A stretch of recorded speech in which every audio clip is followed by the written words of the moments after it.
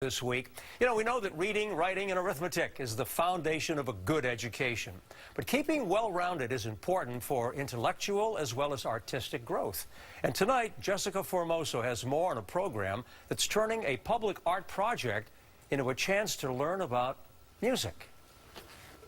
It's a room filled with pianos, but they're not just any pianos. These colorful ones have been on the streets and parks of New York City. We believe that art and music should be for everybody. Since 2006, the nonprofit organization Sing for Hope has had one mission: to bring art and music to the fingertips of the community.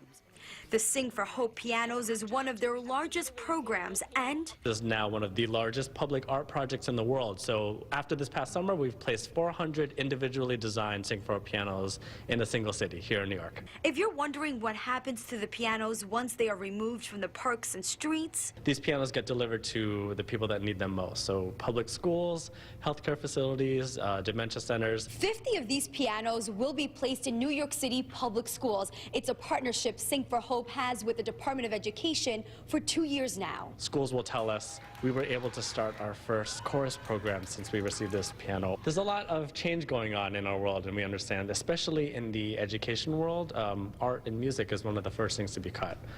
We understand the importance of that and that well-roundedness and enrichment in education.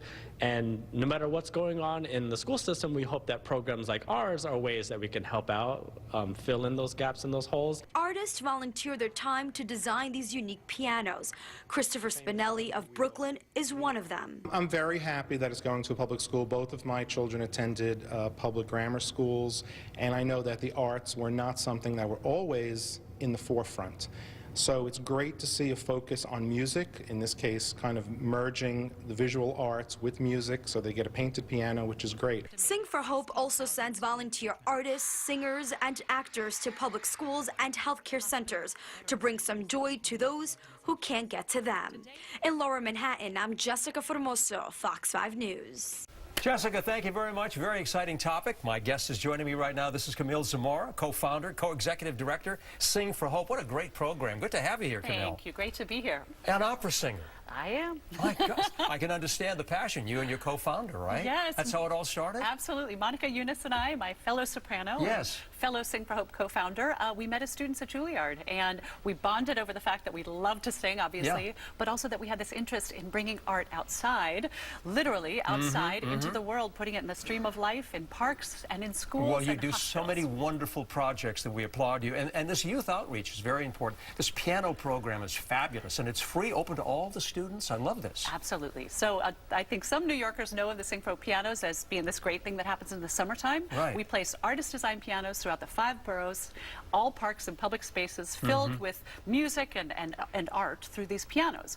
What people don't necessarily realize is after the program, we bring them all of the pianos to our schools, yes, and they live on forever in New York City public schools. And what a great opportunity for a lot of young people who would never have an opportunity to really have free lessons to learn about music or acting. This is a fabulous program. You know, I think the thing is that the arts have been shown to increase, you know, test scores. Kids with access to the arts graduate at higher rates. It is something that is sort of this magical, spirit-lifting. Oh, yeah, great morale booster. Absolutely. And you know, when you think about a lot of the cutbacks, too, that many of the schools have with their budgets, this is a great way to fill that void. It does. You know, it really fills the void that is left by so many budget cuts. And, you know, what's so wonderful for us is that we get this role of sort of fairy. We get to deliver these wonderful instruments to all of these schools that have applied for pianos.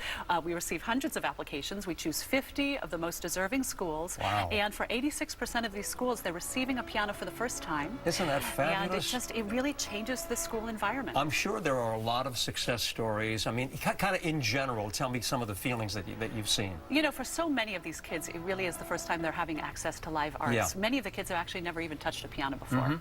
And so we just just see this blossoming. The teachers report that there's this sense of sort of joy and uplift. Sure. And actually, I'm just reminded of a student that we had at our arts intensive recently, a young high school student named Toby, who said that he had always loved to dance, but it was sort of his secret. And through this kind of work, working with volunteer artists, Nice. he realized that he is a dancer and that boys can dance too. And for him, this was a big revelation. Of course. You know, it's never too late to be what you might have been, as they say, right? And even when you're starting young. We want to tell people singforhope.org is where you go. Absolutely. You need volunteers. You have all kinds of programs. Great spot for it. Anybody can get involved. I think if you're passionate about the arts, if you're passionate about music, go to our website. You can volunteer.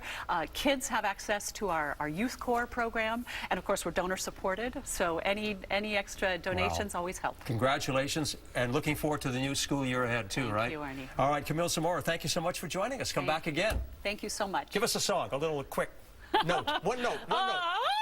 I had to hear it. That was great. Thank you so much. When we come back, we're going to talk to you about our school program for the rest